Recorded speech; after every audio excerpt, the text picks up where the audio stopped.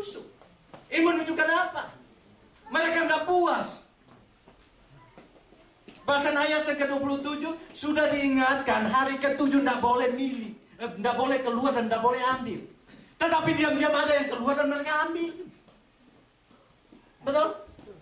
Tapi tidak dapat apa-apa. Apa maksudnya? Orang yang bersungut-sungut adalah orang yang tidak puas dengan pemeliharaan Allah dalam hidupnya.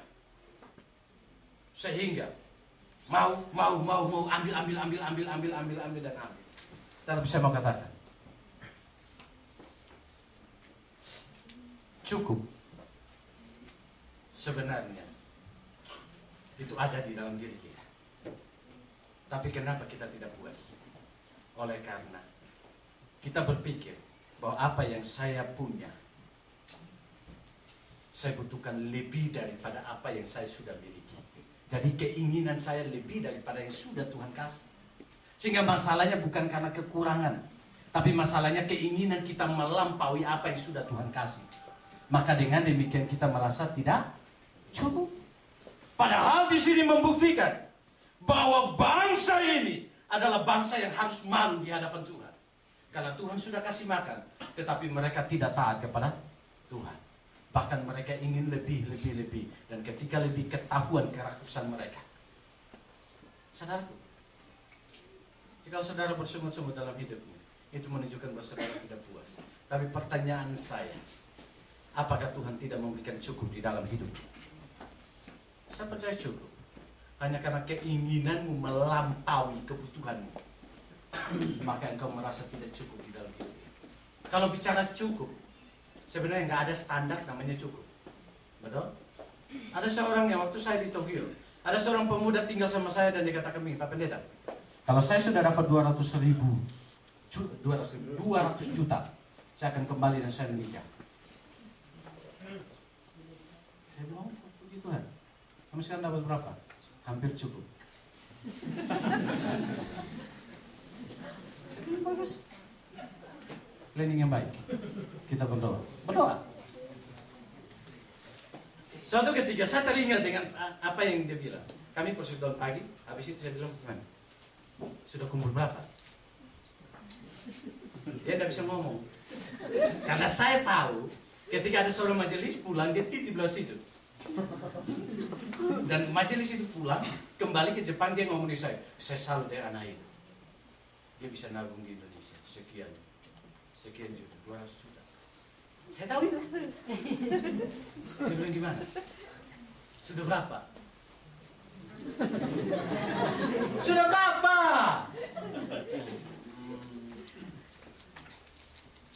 Hampir cukup. Hampir cukup itu berapa? Cukup, Pak. Cukup berapa? 200 juta. Ya udah kau pulang, besok pulang. Karena statusnya tidak jelas gitu kan. Kau harus pulang. Karena pacarmu menunggu. Sudah lama sekali, 7 tahun dia menunggu. Kamu mau bikin dia seperti Yakub dan Lea dan Rahel. Kemudian dia bilang,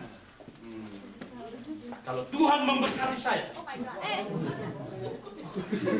kalau Tuhan memberkati saya, maka 400 juta saya akan pulang. 400 juta saya akan pulang. Saya mau tanya, kapan kamu puas dan kapan kau cukup? Anak orang sudah menderita di sana, papanya sudah nunggu-nunggu. Calon mertua kalau baik sekarang dia berbaik hati untuk kasih kau. Tapi kalau seandainya kau lama-lama dikasih ke orang lain, mati kau. Tidak ada puas. Tapi saya bersyukur ketika saya pulang ke Indonesia untuk studi dan menikah, saya dengar 2 bulan dia pulang. Dia telepon saya bilang, bagaimana? Sudah cukup? Lebih dari cukup, Pak. Karena sudah lebih 200 juta lebih kan? Kalau mau bicara standar cukup, nggak ada namanya standar cukup, betul?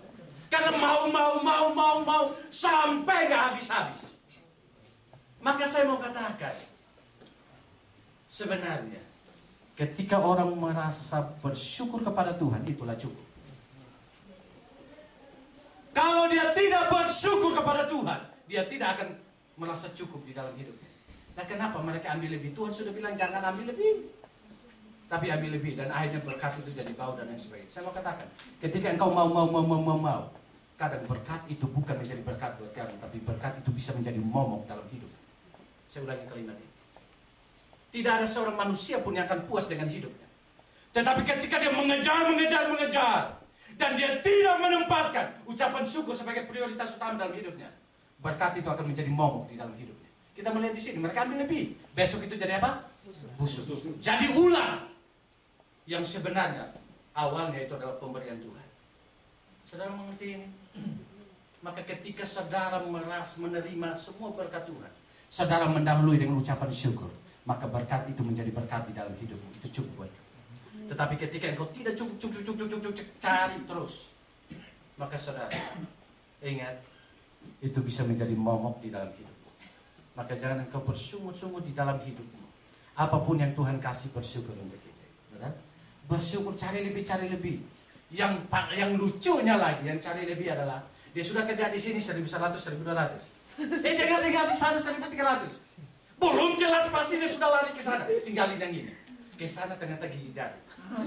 Gunanya hubungan. Maka saudaraku, sebelum gigit jari, bersyukurlah terlebih dahulu buat semua yang Tuhan kasih.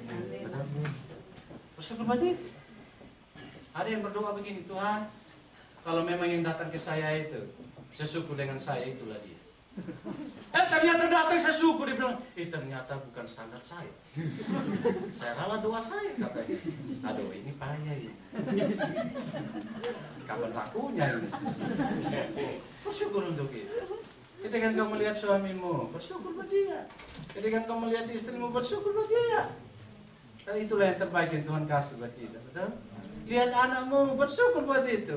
Walaupun harus ada tenaga ekstra yang kau harus di dia. Bersyukur untuk itu. Karena ketika kita tidak bersyukur, kadang berkat Tuhan bisa menjadi momok di dalam hidup kita. Kadang berkat Tuhan bisa menjadi penghalang dalam hidup kita. Dan kadang berkat Tuhan bisa menjadi bumerang di dalam hidup kita. Kalau kita tidak bersyukur dalam hidup ini dan mau. Kenapa? Saat ini kita melihat ketika manusia jatuh dalam dosa, uang sudah menjadi raja. Orang bilang apa, ada uang semuanya? Bisa. Maka saudaraku, kebanyakan orang jatuh bukan karena apa? Karena ada kesempatan dari berkat yang dia tidak ucapkan syukur kepada Tuhan. Maka poin yang kedua yang perlu kita pelajari, kenapa bersungut-sungut adalah kekejian di hadapan Tuhan? Karena bersungut-sungut tidak membawa kita mengucap syukur di hadapan Tuhan. Poin yang ketiga, yang terakhir, kita tetap membaca ayat yang ke-27. Mari kita baca sama-sama.